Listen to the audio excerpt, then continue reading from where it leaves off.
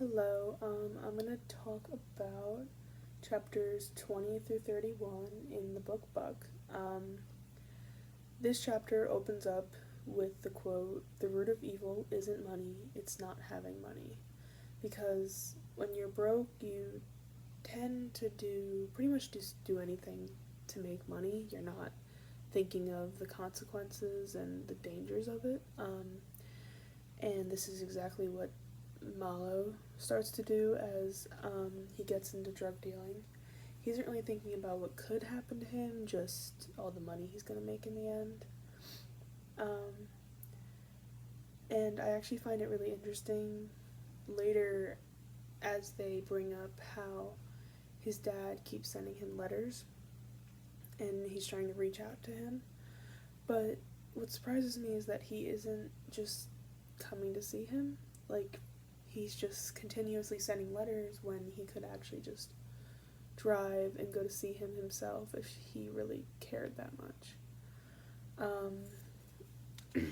Mallow even goes as far as to say, "You made your bed, lie in it." I'm gonna be honest, when he said that, it kind of took me aback because I was like, wow, he's serious. And if I was in his situation, I'd probably say the same thing at the time, just because of the situation and how he left.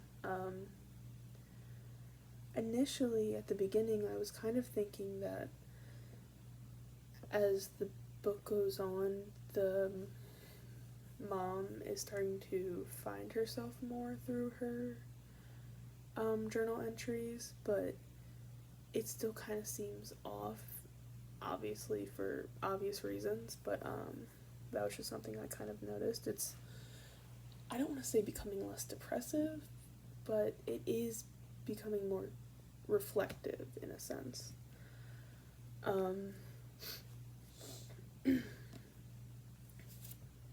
Something that, when they were at Amir's funeral, the man that begged the group of teens to put him out of business because right now his business was booming due to the fact of all the young people that were dying. The fact that he would rather, I think he even said, like, put me under. I'd rather be completely broke and have no job than to keep burying young people. And that alone is just so sad.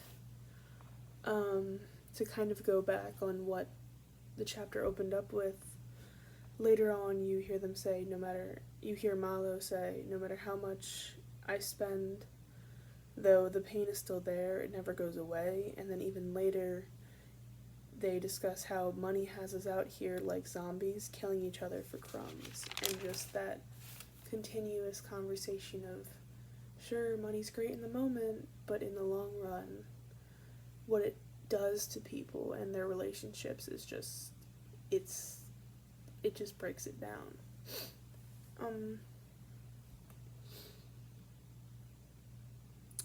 And then while he was on the run, the moment where he got out of his car and he was getting robbed, I found it interesting that even though, like, the second they asked him if he was Muslim, all he had to do was agree. And they were like, okay. And they just stopped.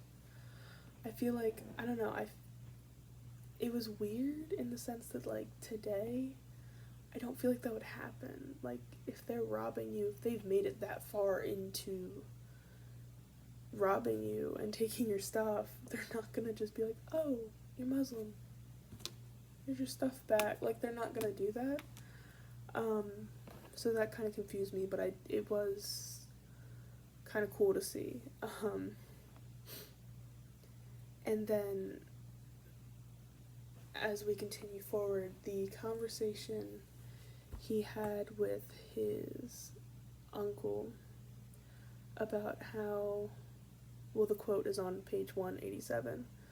"There's a war between two wolves inside everyone. One is anger, jealousy, greed, resentment, lies, and ego.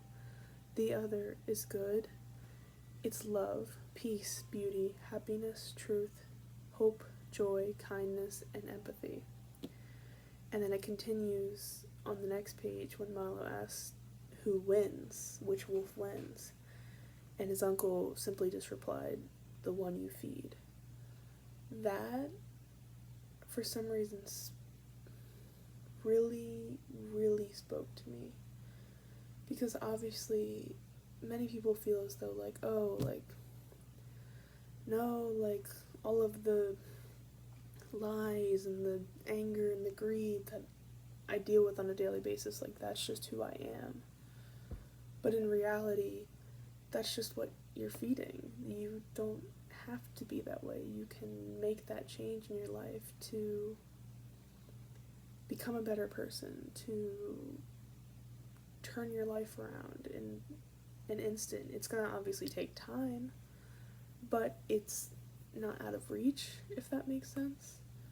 So I think that's just a really important quote to think about, and I don't know, it made me think about and kind of reflect on my own life, on which wolf I'm feeding. So I don't know, it was kind of cool.